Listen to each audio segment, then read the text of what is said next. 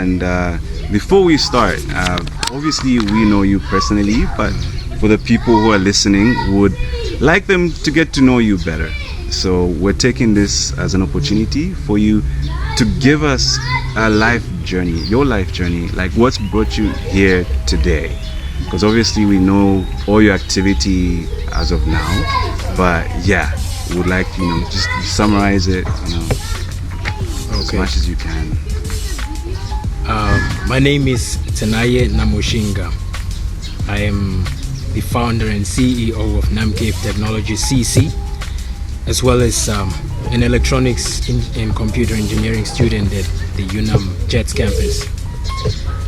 I grew up I was born in Windhoek, but I grew up in the small town of Omaruru. That's in the Erongo region. I don't know if you guys have been that side. I schooled at Ubasin Primary School, and then I attended my high school at Rukonga Mission School, which is in the north, between Rundu and Katima Mulilo, in a small town called Divundu. After I completed my grade 12, I attended 1 year at med school, and needless to say, I didn't do as well as I had hoped, and then I changed. I didn't change immediately.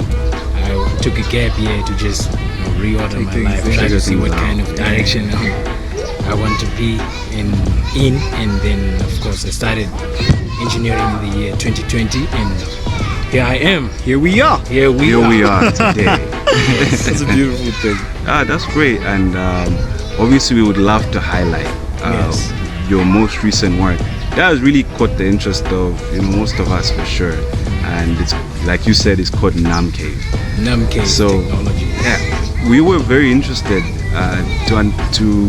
to understand, like, why did you pick Namcave? Like, what is there a meaning behind it? And if you can even give us like the motives and the story behind it. And what's the goal? What's the vision? There's a lot of meaning behind the name, and a lot of depth behind the whole concept itself, behind the company. I guess we have nothing but time, so I'll go a little deep into it. Namcave it's a shortening of Namibia's cave of treasures. That is how I came up with the name.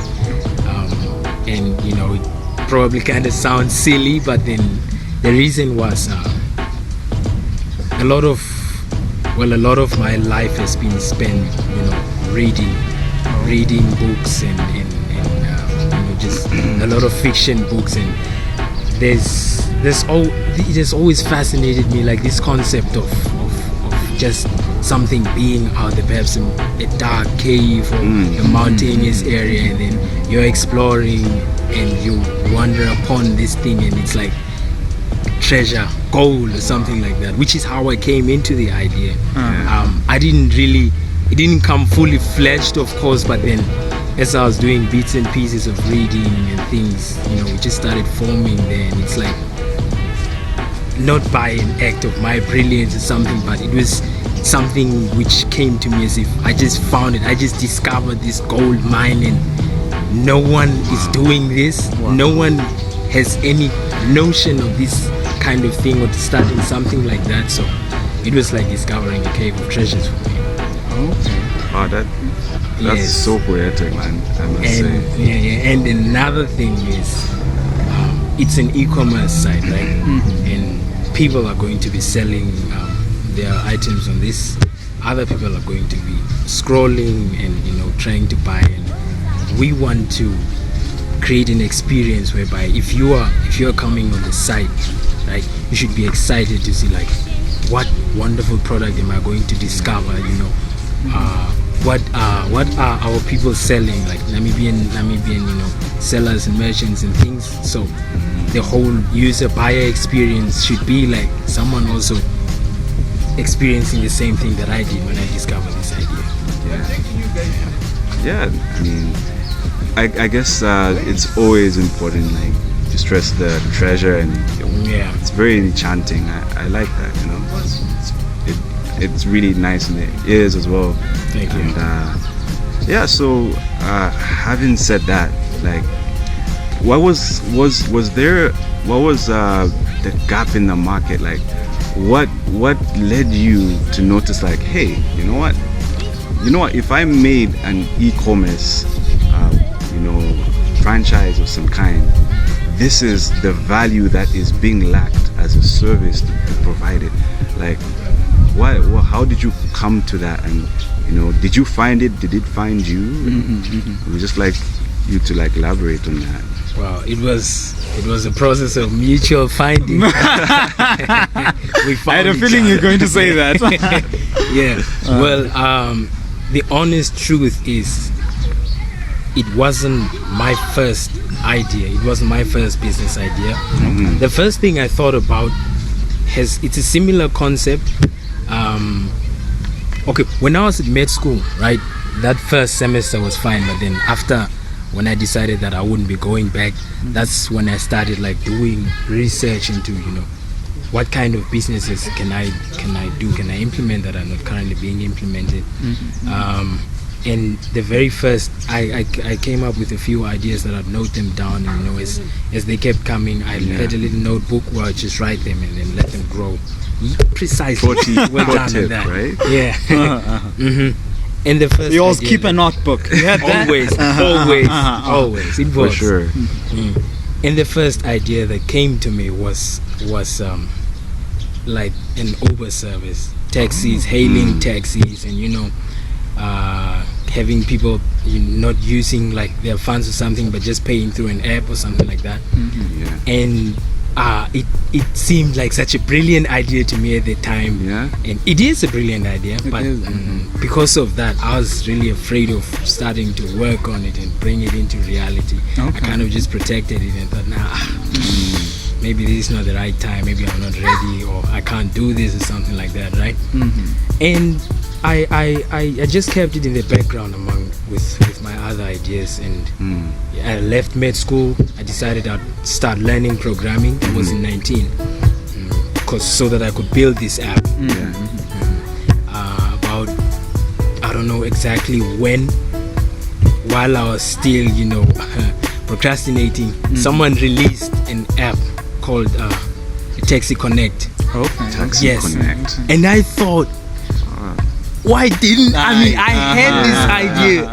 Okay, maybe the other person also thought of it before I did, but I also had this idea and I didn't execute.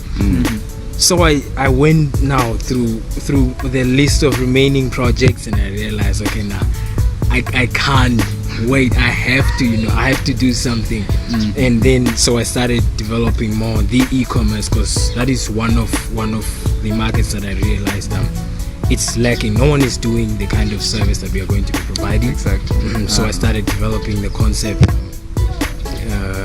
building on my programming skills, and then eventually I built the app, the website.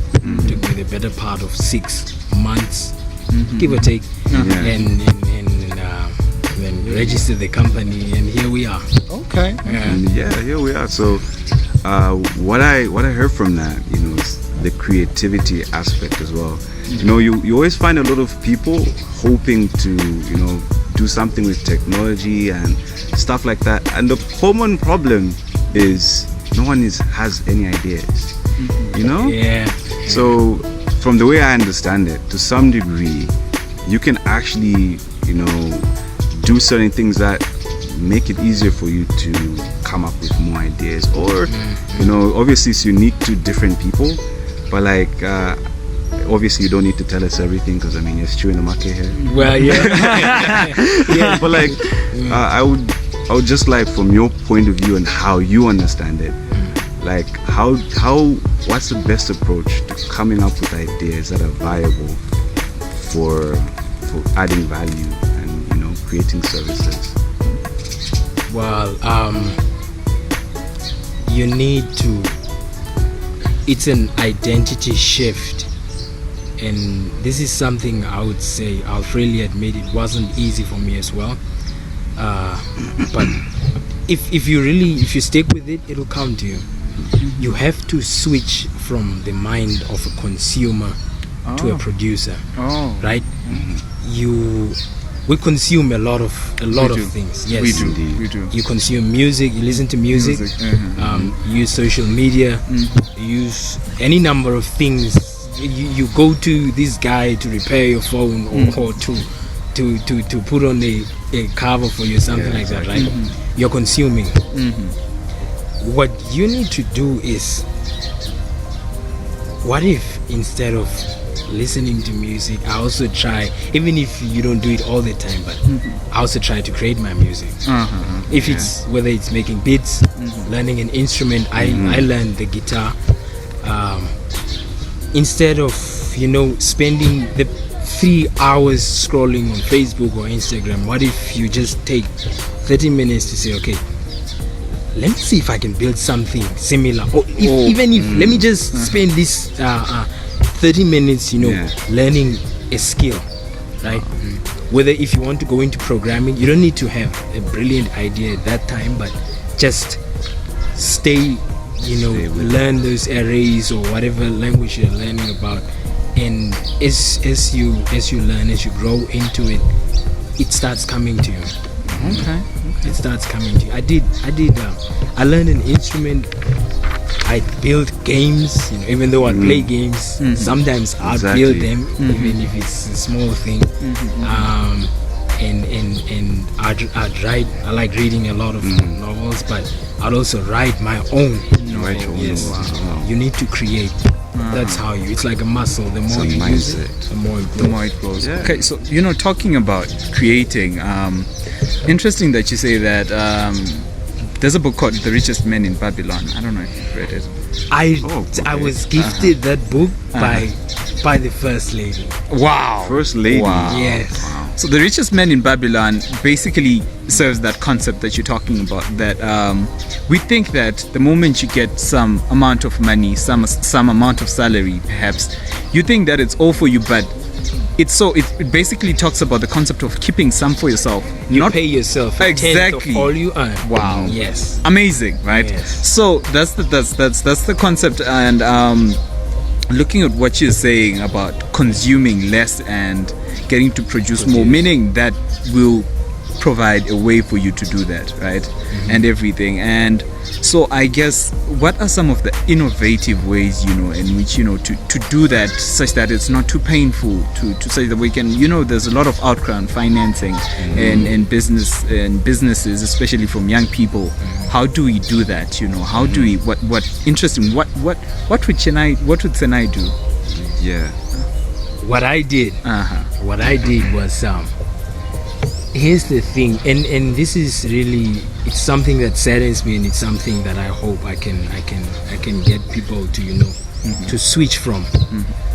We look at it like opportunities should be handed to us. Like, we are, as young people, this current generation, unfortunately, we are very entitled. We want the government to give us jobs. We want, I don't know who from where to come and give us money or something like that. If you apply yourself, you can find ways to create and provide a service, even if you don't have money. Wow. Yes. If I had chosen a different path, I could have built this website and then gone to someone with finance, just prepared, maybe even 5 days a week, just to get a perfect pitch down, and then present it to them and say, listen, I'll give you 20% or whatever percentage you want of this company if you can finance this project. There are a lot of savvy entrepreneurs who jump at a chance like that. I even got someone to invest in our business. So you can do this. You can build a product and go out there and find someone, or you can find a way of making your product to be less expensive. That is what I did. Yes. I came up with it's a little plan that I call the preliminary financial expansion plan. And so this is the e-commerce side, right? Is the first project of phase 2 of our plan, and it's the one that is supposed to generate that initial income that we can then use to fund other projects, because who's going to fund us? And if we can find a way to do it ourselves, we can. So I restructured the whole thing to have as minimal costs as possible. On a monthly basis, my expenses are Well, there are not a lot for a business. I'd say. Yes. And that's a good thing. Oh, that's Yes. good. We have to be creative. It's actually, the onus is on us to fight, to build things, to provide products and find ways to create employment for other young people. I mean, for our communities at large, perhaps our country as a nation. Yeah, I like that because it's all about the mentality. It's a mentality. It's like an a identity mentality shift. shift. It just reminds me of like Vusi Temdekwayo. Yeah. You know? You know the guy. Yeah, I know the guy. I know the guy. Yeah, I think he made a statement, especially directed towards black people, talking about freedom, and a lot of people don't have the freedom to access all the imagination that they have to create innovation and things like that. So having said that, like from a scale of 1 to 10, what do you rate innovation as being vital to Namke? From 1 to 10? Yeah, on a scale of 1 to 10. 15. Love that. It's an integral part of our identity. Yeah.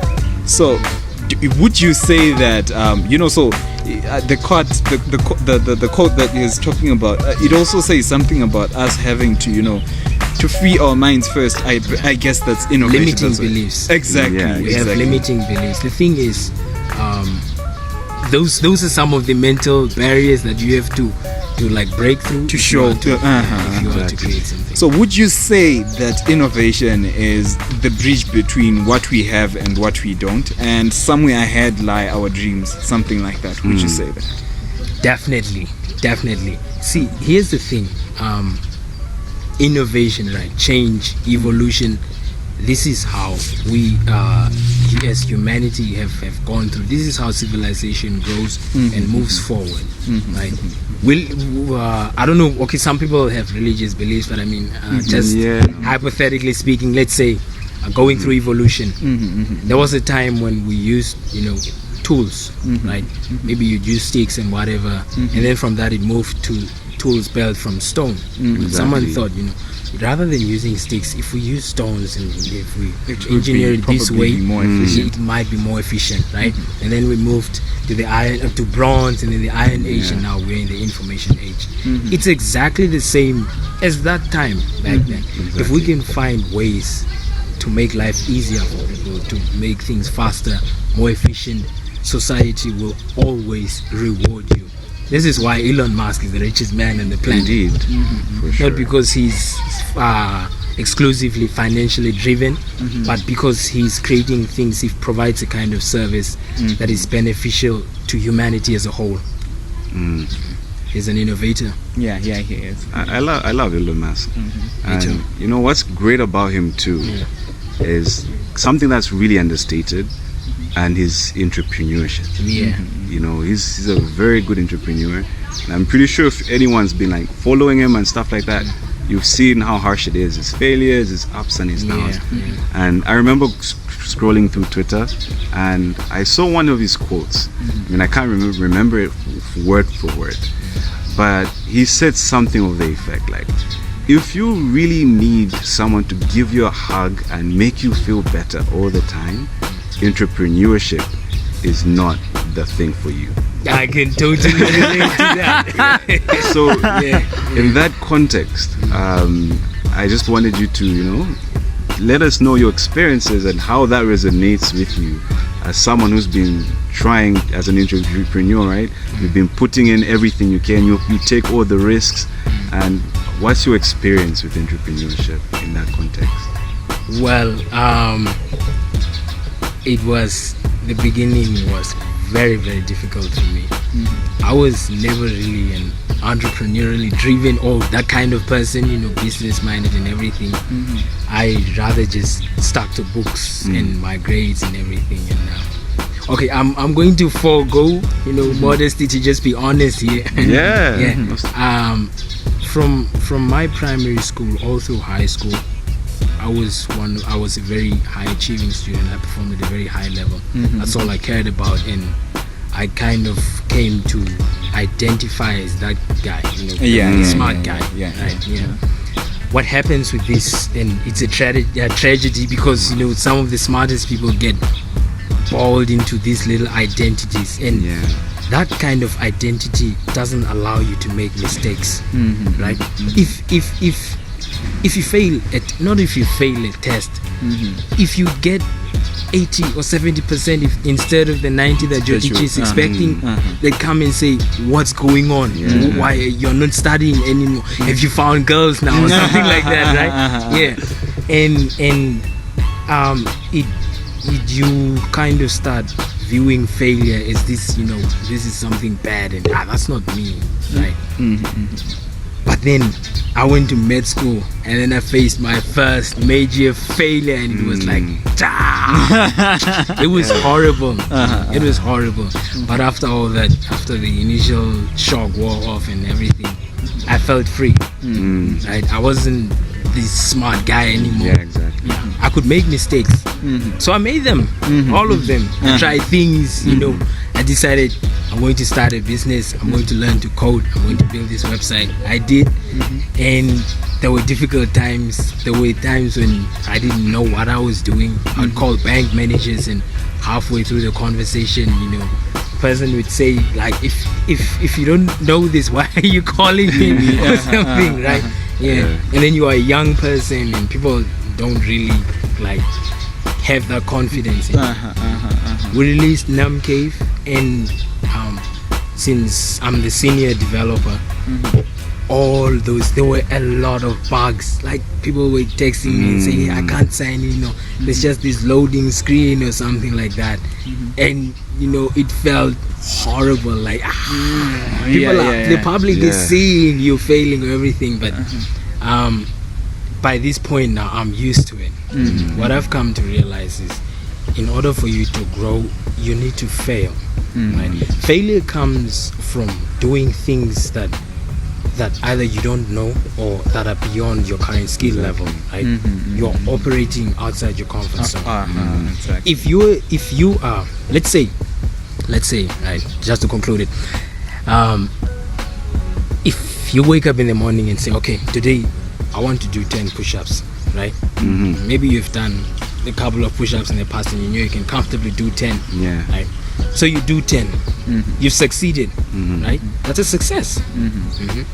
Compare that to that day when you wake up and say, I want to do 200 push-ups, right? And you try, and you're used to 10.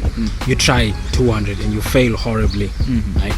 You don't even reach 100. Maybe you entered 92. Did you see that? Yeah. You succeeded with 10, but if you fail at 92, you've achieved 9 times more when you fail than when you succeeded.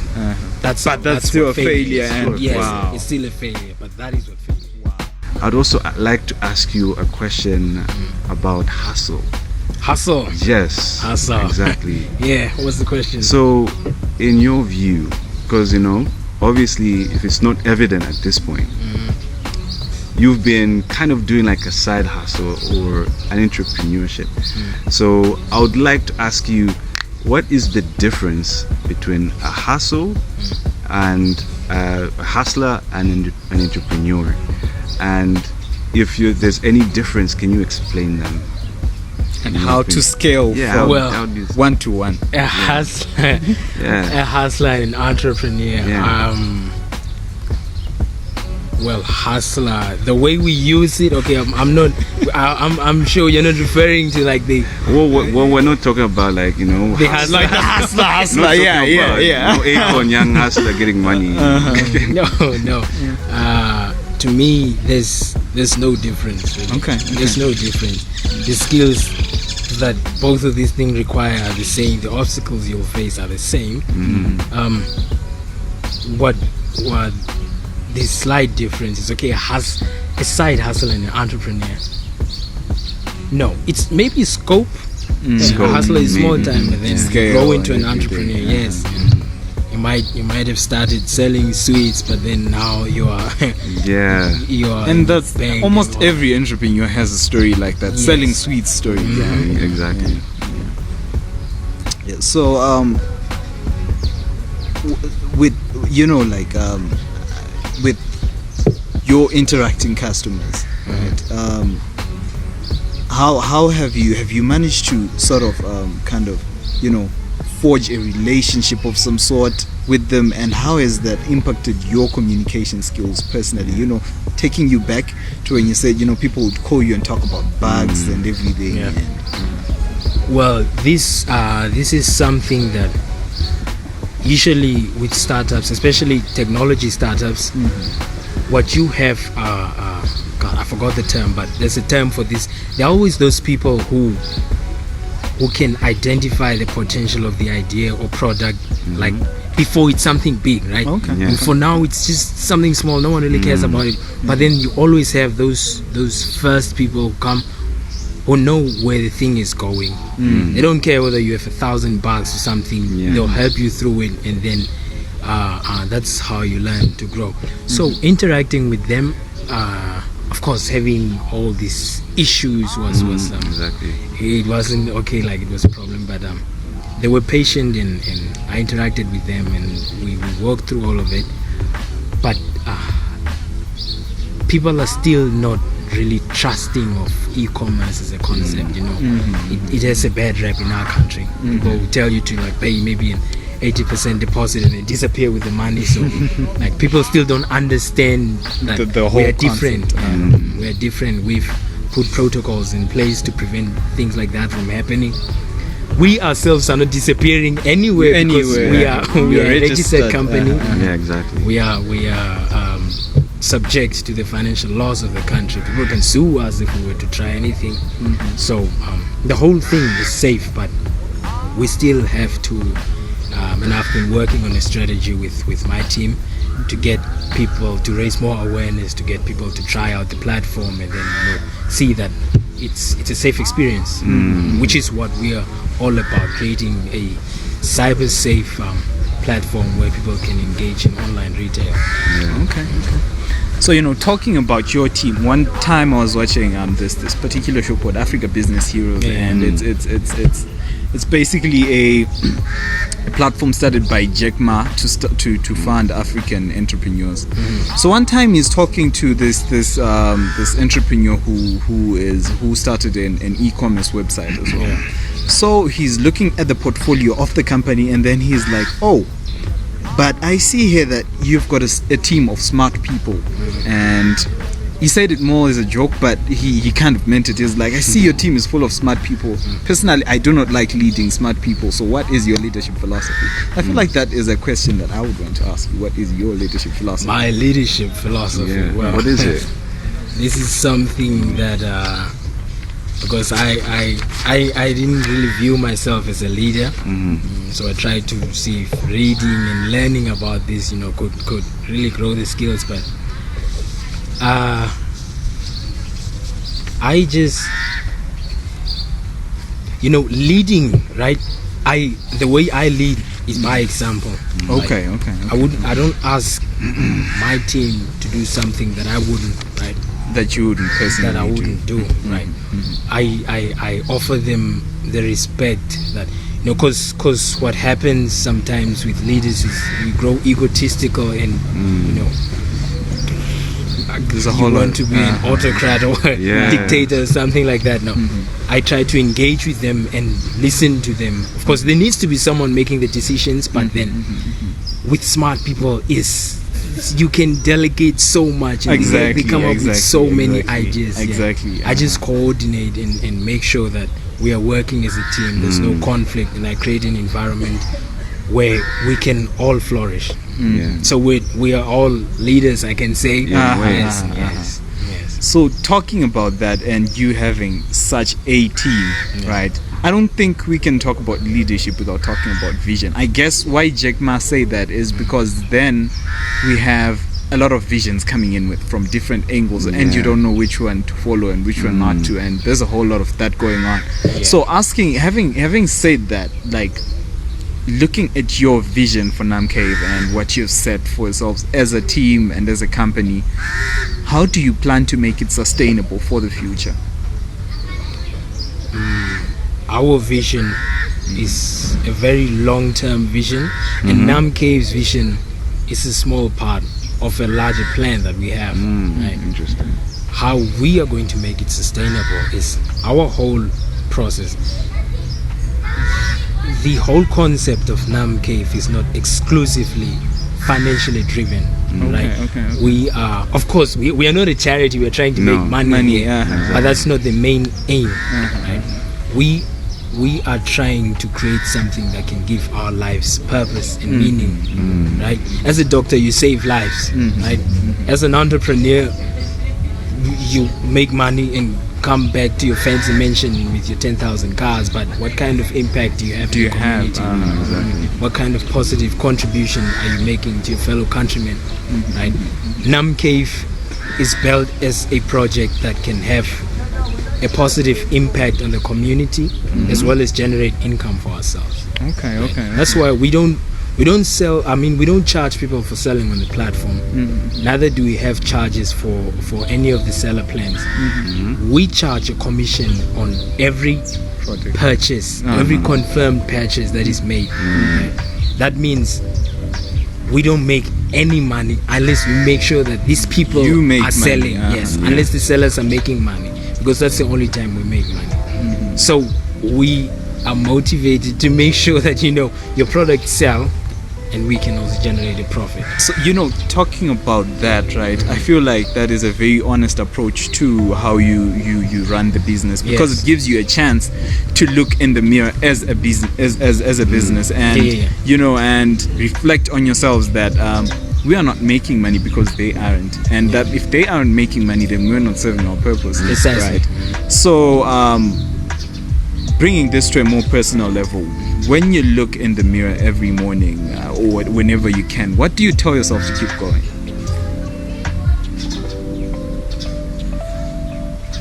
Is it to five? I'm trying to gather my thoughts. What do I tell myself to keep going?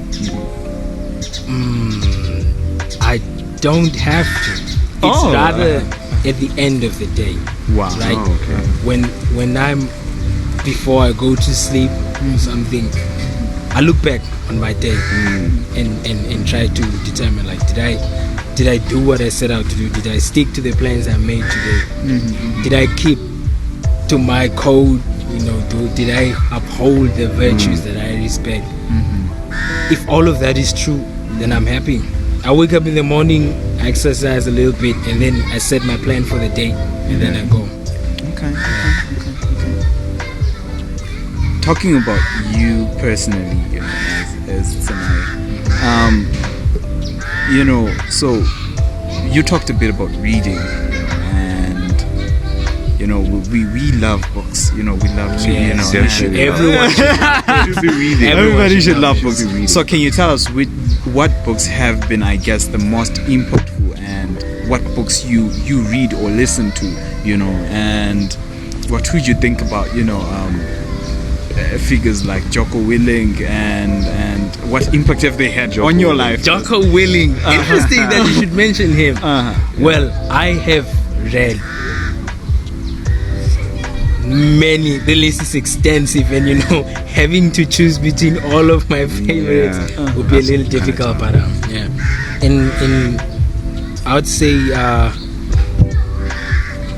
the most recent book that I listened to was Meditations by Marcus Aurelius. It's a really old book, but it's an interesting book if you want to, just for life philosophies and things like that. The Richest Man in Babylon, as I said. That book really opened my mind to, like finances, managing your finances, and how to not stay broke or something like that. I need to, because if you follow those concepts, you'll do well. I'm part of my first initial funding for Nam Cave was from money that I had saved up, just following the guiding principle of setting aside 10% of everything I get. Another book, number 3 then, Grit, by Angela Duckworth. Okay. That's a very good book. If you have any goal in this life that you're trying to achieve, if you're trying to get a degree, if you're trying to shape your body, if you want to improve in some area of your life, read that book. Okay. Great. Yeah, that's personally one You've of read the it. one of the books Good. that impacted me very much as Yes. well. It's a very good book. And talking about that, I think there's a thing about the way you talked about having to have to save for your first round of funding for NamCave. Yeah. And having gotten that from the richest man in Babylon, the 10% principle, there's this idea that the principles surrounding money don't change. They do not. Right. So I guess coming to you personally, some of your interests are shaped from things that have principles that don't change over time. Yes. Right? Let's talk about the genuine part of things, right? So you play the guitar, right? Yes. So where does that come in, and how does that link, the principles and everything? What is Yeah. it about the guitar? The guitar. The guitar was something that I'd been wanting to learn, like to play for such a long time. But growing up, of course, I don't come from a well-off background. I couldn't ask my mom to buy me one because it's a little expensive. And when I did get money to buy, I think it was in 2017 when we matriculated. There were some awards given to like learners who performed well, and Standard Bank gave me $4,000. Wow. Yeah, as a prize. And the first thing, I literally went to the shop. It was Cash Crusaders, and bought it and started learning. It just helps me to. It centers me in I relax and it's a good experience. Listening to music, it's like the guitar is like times two. Times two. When you that first moment when you create a beautiful piece of music which you've been wanting to learn for a long time. Exactly. It feels good. You should try it. Wow. Yeah. So I guess there's also that like enjoyment of this thing looked impossible, then you just put practice consistently, and now you're doing it, and it's rewarding because it sounds good. It sounds good. And something you're doing too, which is consistent with some other things you said too, right? Yeah. I think you made comments about the Babylon. Yeah. You're right. Like, oh, you see an app. Why can I make the app too? Precisely. Yeah. And another interesting thing about musical instruments is it's a way for you to grow your creativity level, right? You're creating, you're producing. If you go back in history and look at a lot of brilliant creative people, some of them are musicians. Einstein played, right? Mozart was a musician. I think Isaac Newton also played the violin, if I'm not mistaken. All right, so we've had an extensive conversation. We've covered so many fields. So this is an opportunity to give you a proper plug. And this is a chance for you to elaborate and explain what exactly NamCave is.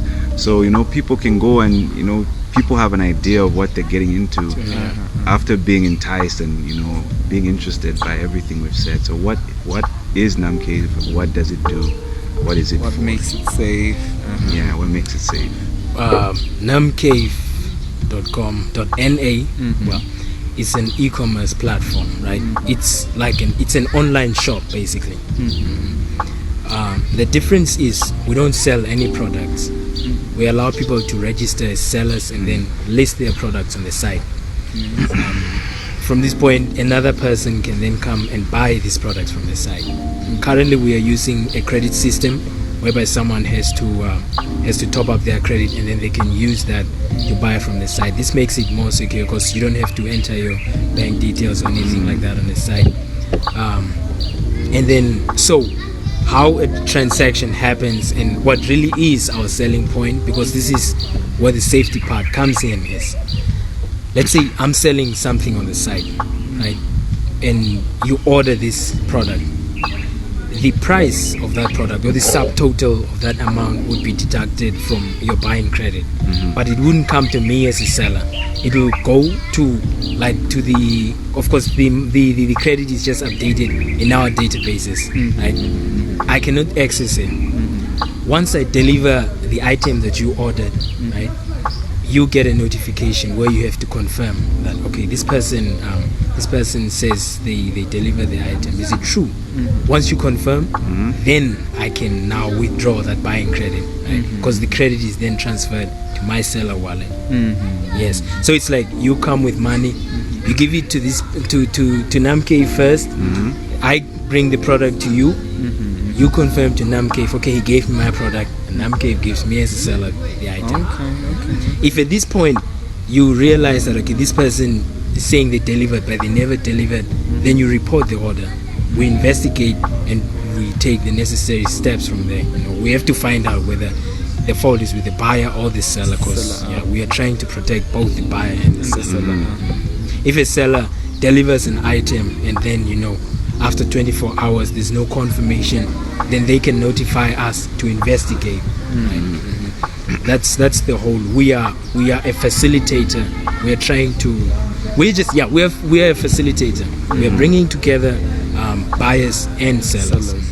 That's the need we have identified in the community, because we have a lot of people who sell products. We have a lot of Namibians who are coming up with innovative things, but then, like you guys mentioned previously, there's minimal funding. They don't have a marketing budget, right? I think in 2019